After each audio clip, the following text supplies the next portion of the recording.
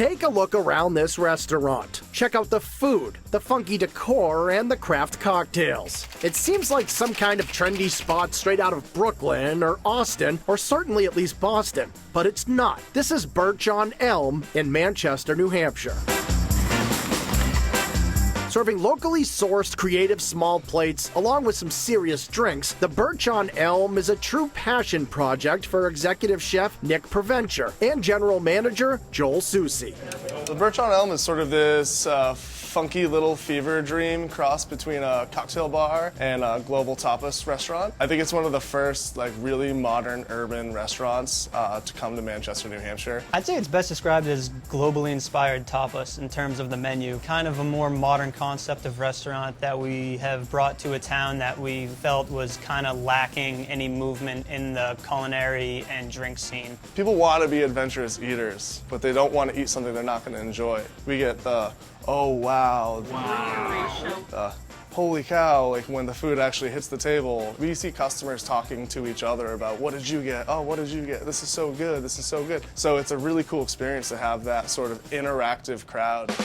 The menu at Birch on Elm changes every 6 to 8 weeks, and it's always full of boundary-pushing surprises. There's Asian, French, and Italian influences, and yet the atmosphere falls somewhere between a New England hunting lodge and a traditional English gentleman's club. You've got the snowshoes on the wall, the 1928 Littleton canoe on the wall, the exposed brick, the exposed beams, all the soft colors and tones. We've also got a lot of hardwood, a lot of nice leather, comfortable couches, hardwood tables, hardwood bar top. We wanted this place to be shamelessly New Hampshire. We didn't want it to emulate a certain corner of the globe. We wanted it to be a New Hampshire restaurant.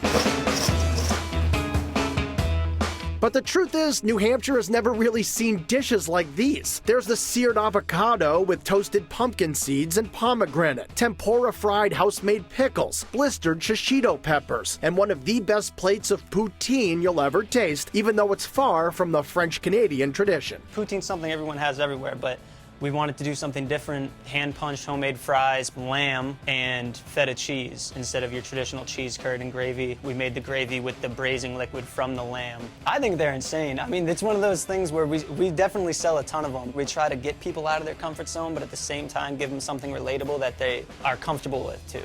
And speaking of fried morsels that may be a bit out of your comfort zone, behold the shockingly delicious Octopus Nuggets that are slow braised, tempura fried, and completely addictive. They actually have the consistency of scallops. They almost look like fried scallops, so don't be too afraid to order octopus. It's really approachable, it's super delicious. Even the most avid picky eaters love this dish. If you don't want to order something quite so bold, there are standards like blue corn crusted fish tacos, marinated hanger steak with sweet potato custard, pan-fried dumplings with local mushrooms and kimchi, and a whole new spin on Southern-style chicken and waffles. We get our chicken from Vernon Family Farm, so we take our homemade waffle recipe that we were using for brunch, added some blueberries to them, then took local maple syrup, slowly poached sage in it for a few hours to kind of have it pick up that sage flavor. That waffle is just so crispy on the outside, so soft on the inside, and then you get this really rich and slightly floral from the sage syrup over the top of it. So you get a lot of different textures, you get a lot of different flavors, but again,